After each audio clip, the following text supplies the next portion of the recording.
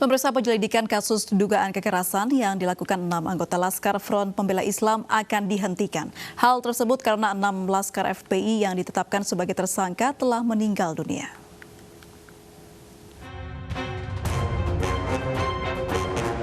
Kasus penembakan di KM 50 yang menewaskan 6 Laskar FPI memasuki babak baru. Kabareskrim Komjen Pol Agus Andrianto menyatakan akan menghentikan kasus tersebut karena 6 orang Laskar FPI yang sebelumnya ditetapkan sebagai tersangka karena diduga melakukan kekerasan telah meninggal dunia. Ya, kan untuk pertanggungjawaban hukumnya kan harus ada, artinya bahwa proses terhadap perbuatan awal kejadian itu tetap kita proses. Nanti kita SP3 karena tersangka meninggal dunia. Kalau itu bakal dihentikan ya, Pak? Iya, nanti akan dihentikan. Sementara itu dugaan pembunuhan yang terjadi di luar hukum atau unlawful killing yang dilakukan 3 anggota Polda Metro Jaya terhadap 4 Laskar FPI, aparat kepolisian telah menerbitkan laporan polisi. Penyidikan, kita sudah gelar pertama dengan pihak kejaksaan karena nanti akan dilakukan penuntutan oleh mereka. Artinya seluruh proses berjalan dengan pengawasan dari kejaksaan yang nanti akan melakukan.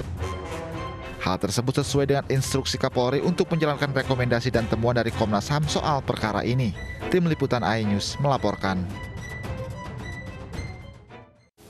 Joko Chandra dituntut 4 tahun penjara terkait suap pengurusan fatwa Mahkamah Agung serta penghapusan nama Joko Chandra dari DPO Imigrasi dan Red Notice. Terdakwa Joko Chandra mengaku ditipu dan dikorbankan oleh jaksa pinangki.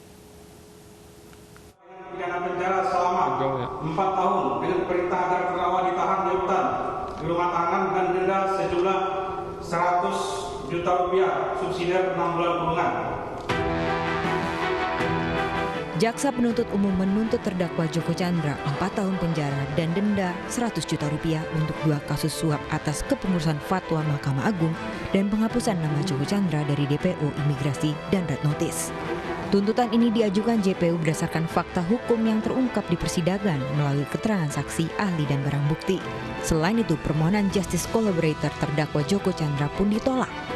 Sementara itu, di sisi lain, Joko Chandra menilai dirinya sebagai korban dan seharusnya dituntut bebas.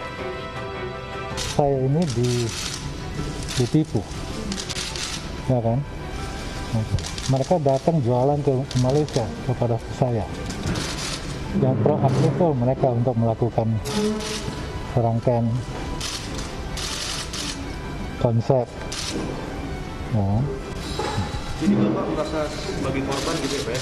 Ya memang saya dikorbankan. Dari pembuktian itu, saya mengatakan kepada JPU, oh ini kan saya yang jadi korban dari penipuan itu. Itu aja. Untuk itu, mestinya harus mereka berani menuntut bebas saya. Joko Chandra dan tim kuasa hukumnya akan mengajukan pembelaan pada sidang lanjutan pada 15 Maret mendatang. Dari Jakarta, Tim Liputan iNews melaporkan. Pemirsa, penyidik Kejaksaan Agung menggeledah sejumlah tempat di Jakarta untuk menemukan barang bukti kasus korupsi Asabri. Dalam penggeledahan kali ini, penyidik Kejagung menyita beberapa barang bukti. Beberapa tempat yang digeledah oleh penyidik Kejaksaan Agung antara lain perkantoran dan apartemen di kawasan Jalan Jenderal Sudirman dan Kuningan. Penyidik Kejaksaan Agung menyita barang bukti berupa lukisan berlapis emas sebanyak 36 buah dari apartemen salah satu tersangka di kawasan Kuningan.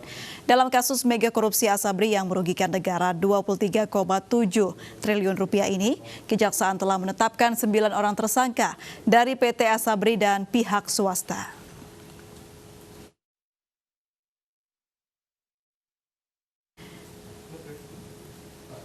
Pemirsa, Hakim Pengadilan Negeri Surabaya menolak eksepsi terdakwa dana salah transfer BCA senilai 51 juta rupiah. Hakim menilai kasus ini memenuhi unsur pidana dan akan dilanjutkan pemeriksaan pokok perkara. Sementara terdakwa mengajukan penangguhan penahanan.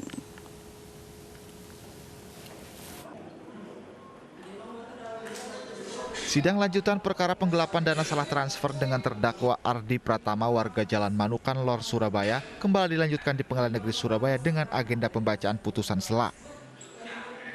Hakim menolak eksepsi terdakwa dan menyatakan kasus ini sudah memenuhi unsur pidana. Terdakwa Ardi Pratama dinilai tidak ada itikat baik untuk mengembalikan dana tersebut selama setahun, padahal sudah diinformasikan tentang salah transfer senilai 51 juta rupiah oleh mantan karyawan BCA. Adili, satu menyatakan keberatan dari penasihat hukum terdakwa Ardi Pratama tersebut tidak diterima. Dua, memerintahkan penuntut umum untuk melanjutkan pemeriksaan perkara nomor 148 Pitsus 2021 Pengadilan Negeri Surabaya atas nama terdakwa Ardi Pratama tersebut di atas. Meski keberatan dengan putusan setelah ini, terdakwa siap melanjutkan persidangan dan akan mengajukan penangguhan penahanan. Dari Surabaya, Jawa Timur, Hari Tambayong, iNews melaporkan. Mantan Sekjen Partai Demokrat Marzuki Ali gagal melaporkan Agus Harimurti Yudhoyono dan 4 kader Demokrat karena ditolak polisi. Barang bukti yang dibawa kuasa hukum Marzuki Ali dianggap kurang lengkap. Kuasa hukum Marzuki Ali, Rusdian Syah, menyebut pihak kepolisian meminta agar pelaporan dilengkapi dengan dokumen anggaran dasar rumah tangga Partai Demokrat. Kuasa hukum mantan Ketua DPR RI ini akan kembali mendatangi Barreskrim Polri pada Senin 8 Maret untuk melengkapi berkas perkara yang diminta. Selain Ketua Umum Partai Demokrat Agus Harimurti Yudhoyono, keempat kader lainnya yang diadukan berinisial SH, HK, RN, dan HMP. Kelimanya diadukan atas dugaan fitnah dan pencemaran nama baik terkait tudingan upaya kudeta yang melibatkan Marzuki Ali.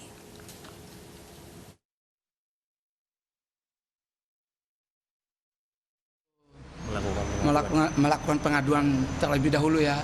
Nah, 3 hari ke depan kita akan konfirmasi kembali sembari kita lengkapi syarat formil materinya ya. Seorang pelanggar protokol kesehatan di Ciracas, Jakarta melawan petugas saat terjaring razia masker. Kami kembali usai jeda berikut ini.